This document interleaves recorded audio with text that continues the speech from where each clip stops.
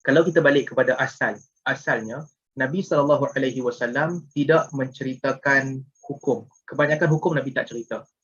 Nabi tak sebut ini wajib, ini haram, ini sunat, ini makruh ataupun ini harus. Kebanyakannya tak disebut dengan spesifik, dengan jelas. Kalau disebut, jelas. Alhamdulillah. Tak ada masalah. Selesai dah masalah kita. Tapi dalam kebanyakan kes, ia tidak disebut. Para ulama, apabila mereka melihat ucapan Nabi SAW dan perintah Allah Subhanahu Wa Taala di dalam Al-Quran, mereka menggariskan bahawa daripada perintah Allah dan ucapan Nabi SAW keluarnya hukum hakam yang berbeza-beza. Hukum hakam yang kita memberi implikasi yang berbeza. Satu, ada perkara yang wajib. Apa maksud wajib? Wajib artinya fard. Difardukan. Diwajibkan. Mesti buat. Kalau tak buat, kita berdosa. Itu wajib. Ini hukum yang pertama. Ada hukum yang para ulama kata namanya wajib ataupun namanya fardu. Kalau nak pergi lebih dalam, ada ulama bezakan pula antara fardu dengan wajib. Nanti kita pening banyak pula, kita ambil pening sikit-sikit je. Ada hukum yang namanya wajib. Mesti kena buat. Tak buat berdosa. Perintah Allah. Yang kedua, ada beberapa perintah Allah dan perintah Rasul yang masuk dalam kategori yang kedua, iaitu kategori sunnah. Disunatkan, mustahab, disukai kalau kita buat. Nama dia sunat, nama dia mustahab, namanya tatawwu'. Tatawwu' artinya sukarela, sukarela. Khidmat masyarakat, tatawwu', sukarela. Baik, apa maksud sunat, disukai, sukarela? Artinya perbuatan-perbuatan yang kalau kita buat, kita dapat pahala. Kalau kita tinggal, kita tidak berdosa. Sebab tu namanya tatawwu'. Tatawwu' artinya sukarela. Siapa nak buat, dia buat. Siapa tak mau buat, tak apa. Ini kategori yang kedua. Ada perintah yang masuk dalam kategori sukarela. Larangan pula. Apabila Allah Subhanahu Wa Taala ataupun Nabi SAW melarang daripada sesuatu perkara, ada larangan yang bererti haram. Haram maksudnya apa? Mesti tinggal. Kalau kita buat, kita berdosa. Itu haram. Perkara-perkara yang haram kita buat, kita berdosa. Ada perkara pula larangan, tapi larangan itu bukan haram, larangan itu makruh. Apa maksud makruh? Makruh maksudnya dibenci. Kalau kita tinggal, kita dapat pahala. Tapi kalau kita buat juga perkara-perkara makruh, kita dianggap tidak berdosa. Makruh lawannya sunat tadi, mustahab. Yang tadi buat dapat pahala, tinggal tak berdosa. Yang makruh pula terbalik. Buat tak dapat dosa. Tapi kalau tinggal dapat pahala. Ini dua berlawanan. Makruh dan juga sunat. Orang Melayu panggil sunat yang famous kepada kita. Tapi dalam kitab-kitab fiqh banyak digunakan istilah mustahab. Dia tengah-tengah. Tengah-tengah ni pula kategori buat pun tak apa, tak buat pun tak apa. Buat pun tak dapat apa, tak buat pun tak dapat apa. Hukumnya namanya harus. Ataupun mubah. Ibahah. Ibahah boleh buat, boleh tak buat. Ini hukum hakam yang 5. Apabila dah ada hukum hakam yang 5 ni, maka para ulama apabila mereka melihat dalil, mereka akan letakkan dalil dalam hukum hakam yang 5 ni mengikut Al-Quran dan juga hadis Nabi SAW. Ini kepakaran yang susah. Kepakaran yang sangat susah. Nak membezakan antara wajib dengan haram senanglah kan. Takkan kita tak boleh beza antara solat dengan main judi. Yang tu satu wajib, yang tu satu haram. Senang, mudah. Tapi nak membezakan di antara wajib dan juga sunat, susah. Dua-dua perintah. Perintah mana nak masuk kategori wajib? Perintah mana nak masuk kategori sunat? Ini susah. Ini bukan perkara mudah. Demikian juga, nak membezakan di antara makruh dan juga haram, susah. Larangan mana yang haram? Larangan mana yang makruh? Macam mana nak bezakan dia? Susah. antara wajib dengan sunat, antara haram dengan makruh. Sangat, dia ada benda yang complicated dalam agama. Ada perkara yang jelas. Sebenarnya banyak perkara yang jelas dalam agama. Kalau nak lihat, banyak perkara yang jelas. Solat kan sebagai contoh. Apa rukun solat? Pertama, siapa nak jawab ni? Kita boleh buat quiz Dr. Razami. Rukun solat. Siapa ingat rukun solat? Patutnya, kalau tak ingat pun tak salah tuan-tuan. Sebab saya pasti tuan-tuan takkan tinggal rukun solat. Kadang-kadang kita tak tahu yang itu namanya rukun, tapi kita buat kan. Kita cuma tak ingat itu rukun je. Tapi kita buat. Selagi mana kita buat, tuan-tuan tak hafal pasal rukun, solat tu sah.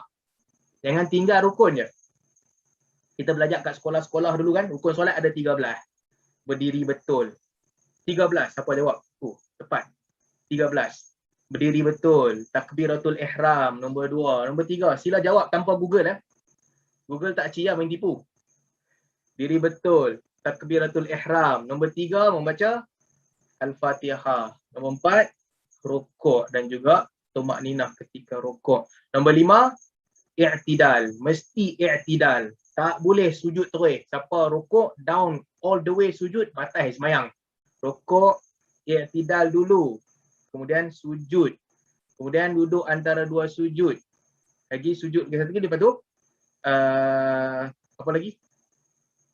Ada tasyahud akhir. Selawat, salam. Salam ke atas, selawat dan juga mengucap tasyahud, kemudian salam ke atas Nabi SAW dan tertib mengikut uturan, mengikut urutan satu persatu. Tak boleh lebihkan, dahulukan sujud sebelum rukuk dan sebagainya. Clear? Betul ke begitu? Betul.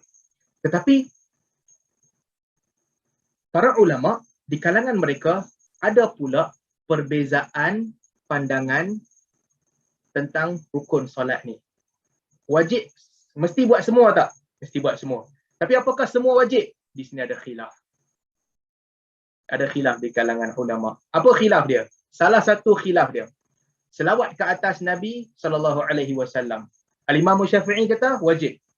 Mesti buat, wajib. Tak buat tak sah semayang. Mesti selawat. Satu. Kerana innallaha wa malaikatahu yusalluna 'alan nabi ya ayyuhallazina amanu sallu 'alaihi wa sallimu taslima. Sesungguhnya Allah dan para malaikat berselawat ke atas Nabi. Wahai orang beriman, ucap selawat dan salam ke atas Nabi. Wajib bila? Itu perintah. Bila wajib? Wajib dalam solat. Mesti ucap selawat kepada Nabi SAW dalam mazhab Syafi'i. Sebahagian mazhab lain pula kata tak wajib. Baguslah selawat sebab Nabi ucap. Tetapi tak ada hadis yang betul-betul Nabi SAW perintahkan para sahabat mesti ucapkan selawat sebelum bagi salam. Yang perintah umum sebahagian mazhab itu tak ada. Maka hukumnya tak wajib. Nak buat boleh buat, tapi dia bukan rukun. Beza pandangan. Membaca surah Al-Fatihah, wajib ke tidak? Wajib. Ada hadis Nabi SAW kata, la salatin liman lam yaqra bi fatihatil kitab. Tak ada solat bagi orang yang tak baca Fatihah. Dalam ayat lain pula Allah Subhanahu wa taala kata faqra'u ma tayassara minal Quran. Bacalah apa yang mudah daripada Al-Quran. Dalam mazhab Hanafi kata kalau tak baca Al-Fatihah tidaklah membatalkan solat. Dia bukan fardu. Imam Syafi'i kata wajib, mesti baca Al-Fatihah. Khilaf lagi. Masuk dalam Fatihah tu pula. Masuk dalam Fatihah ni. Bismillah. Wajib baca ke tak wajib baca? Mengikut mazhab Al-Imam Syafi'i rahimahullah, Bismillah ayat pertama dalam surah Al-Fatihah. Wajib baca. Tak baca, batal semayang. Batal semayang. Mazhab Maliki pula kata tak. Nabi tak baca Al-Fatihah. Nabi tak baca Bismillah. Berdasarkan hadis, para sahabat tidak mendengar Nabi SAW membacakan Bismillah sebelum Al-Fatihah. Mazhab lain pula kata, Hanafi pula kata baca tapi pelan. Jadi artinya antara wajib dengan sunat ni sebenarnya ada perbincangan yang sangat besar di sisi para ulama. Nanti kita boleh ceritalah kemudian kalau ada masa tentang cara nak kompromi, cara tak mau bergaduh dengan orang. Tapi ada khilaf. Ada khilaf di antara mereka. Wajib yang mana? Sunat yang mana? Nabi ada perkara yang Nabi SAW selalu buat, tak tinggal. Solat witir sebagai contoh. Nabi tak tinggal langsung. Tapi hadis Nabi SAW kata solat fardu 5. 5 solat yang difardukan. Dalam banyak hadis lain 5 difardukan. Tapi witir dia datang package lain. Package lain, hadis yang lain. Tak combine dengan 5 tu. Dan Nabi tak pernah tinggal setiap malam. Al-Imam Syafi'i rahimahullah kata itu menunjukkan witir tak wajib lah. Dia tak wajib. Dalam mazhab Hanafi, witir wajib. Jadi wajib, maka sebahagian pada mereka berpandangan dia wajib yang mesti dikerjakan setiap malam kecuali untuk musafir. Itu tentang wajib dan juga sunat. Demikian juga haram dan makruh.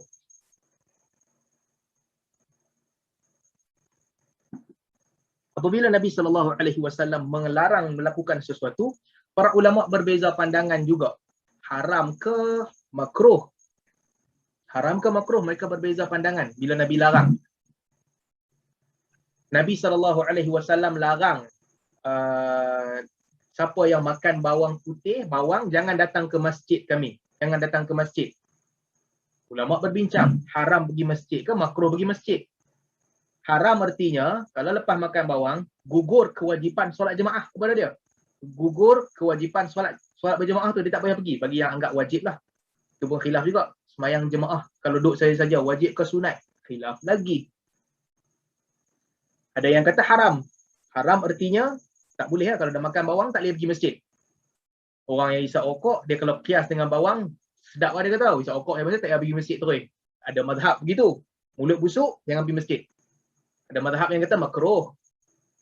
Makruh artinya boleh kalau nak pergi, tapi itu perbuatan yang tak baik. Tinggalkan lebih baik. Makruh dan juga haram. Khilaf lagi tentang harus dan juga makruh pun khilaf. Bila kita bab khilaf ni banyak. Contoh kan, ada hadis yang mana Nabi SAW minum dalam keadaan berdiri. Ada hadis Nabi minum dalam keadaan berdiri.